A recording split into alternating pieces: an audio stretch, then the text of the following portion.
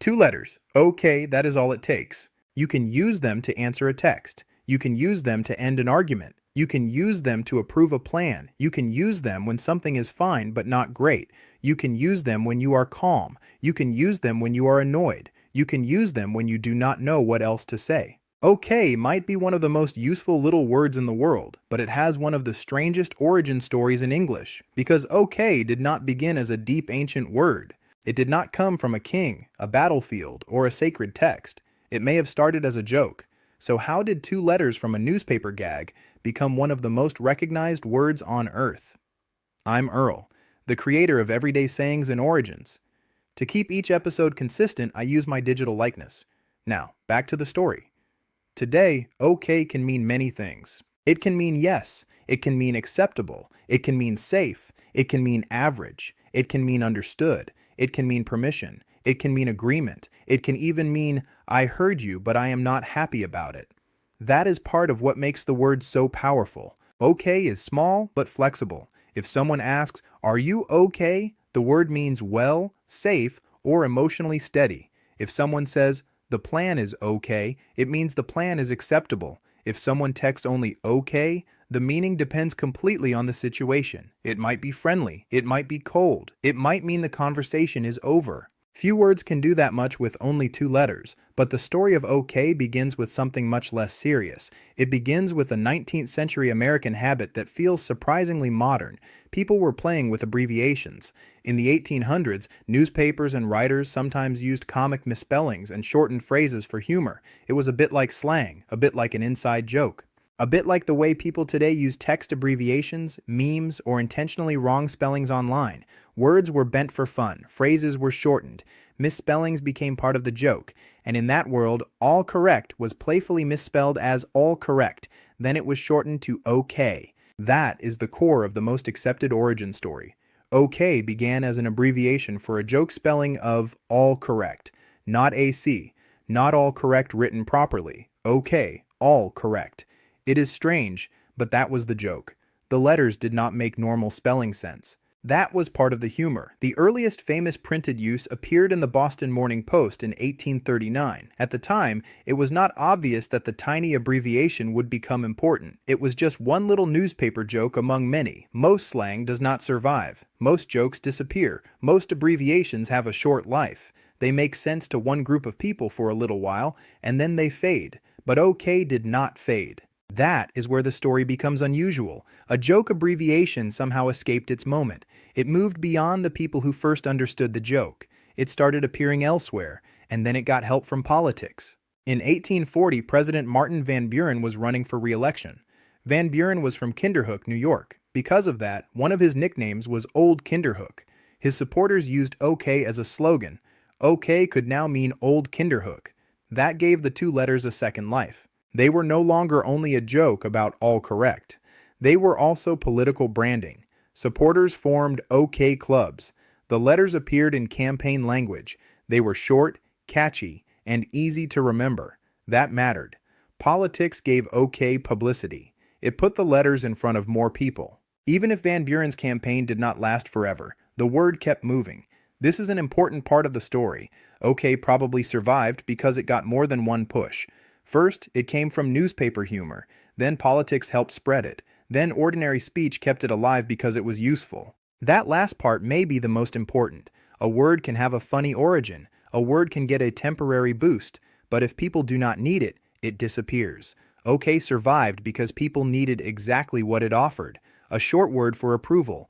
A short word for agreement. A short word for good enough. A short word that could fit almost anywhere. Think about how efficient it is. If someone asks, can we meet at 6? You can say, okay. If someone asks, did you understand? You can say, okay. If someone says, I fixed the issue, you can say, okay. If someone asks, how are you feeling? You can say, I'm okay.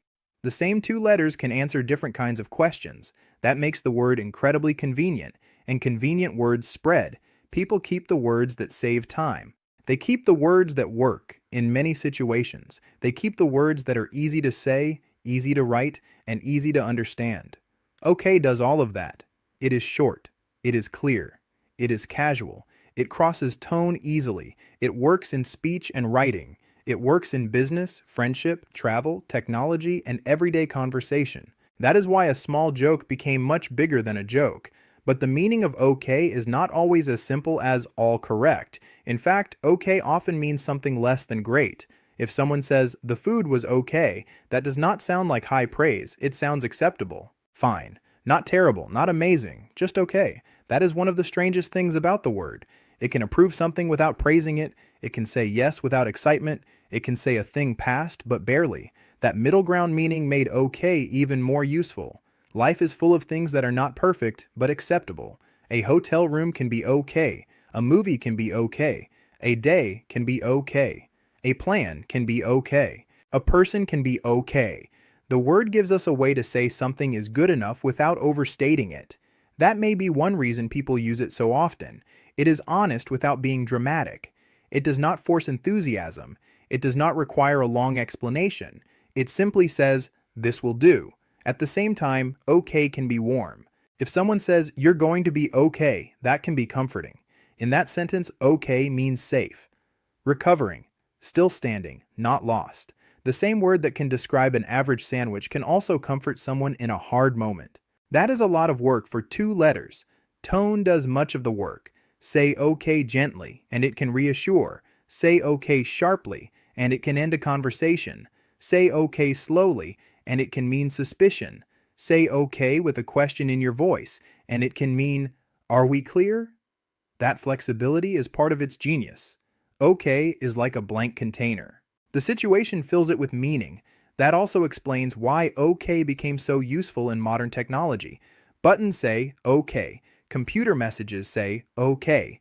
Forms say okay. Apps say okay. A machine does not need poetry. It needs short, clear signals. Okay is perfect for that. It tells the user that something has been accepted, confirmed, or acknowledged. The word became part of how humans talk to machines. That helped push it even further around the world.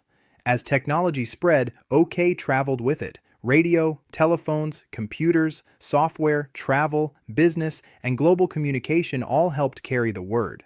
And because OK is short, it is easy for speakers of many languages to recognize and use. It does not have a complicated sound. It does not require a long sentence. It can be written in 2 letters. That made it one of English's easiest exports. In many places, people who do not speak much English still understand OK. They know the gesture. They know the word. They know it means acceptance, agreement, or that something is fine. That is rare. Most words stay close to their language. OK escaped. It became international, and that brings us back to the oddness of its beginning. A joke spelling from a newspaper became a global word. That sounds almost impossible, but it makes sense when you understand how language works. Words do not survive because their origins are important. They survive because people find them useful. OK was useful. Then it became familiar. Then it became almost invisible. People stopped thinking about where it came from because they were too busy using it. That is the fate of many successful words. The more useful they become, the less we notice them. OK is everywhere, which makes it easy to overlook. But imagine losing it. Imagine trying to replace OK in every situation. Yes is too strong sometimes. Fine can sound annoyed. Acceptable sounds too formal. Correct is too narrow. Understood sounds too official. All right works, but it is longer. OK sits in the perfect middle, shorter than all right, softer than yes, more flexible than correct, more casual than acceptable. That is why it stayed. It filled a gap.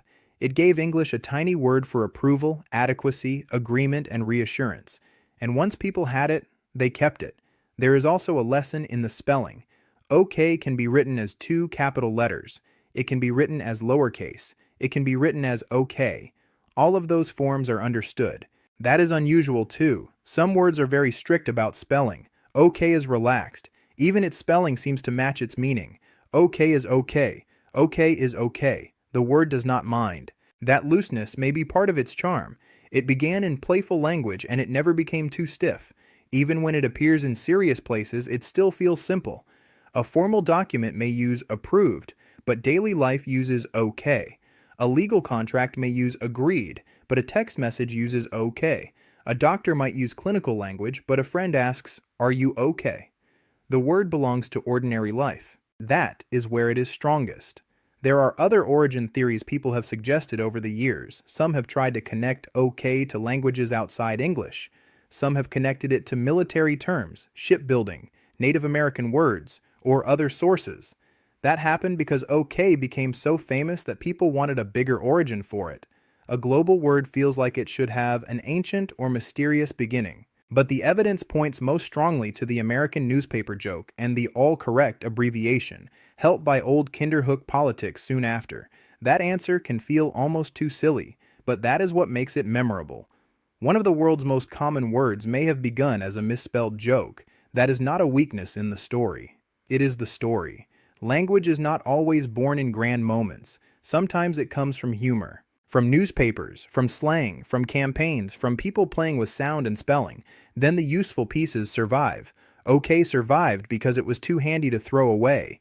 So, why do we say OK? Because in the 1800s, all correct was jokingly misspelled as all correct and shortened to OK.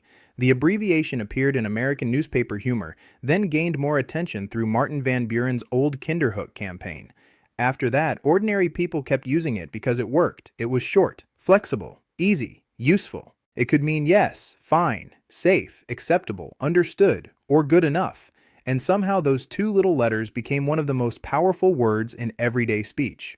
OK began as a joke, but the joke turned out to be useful.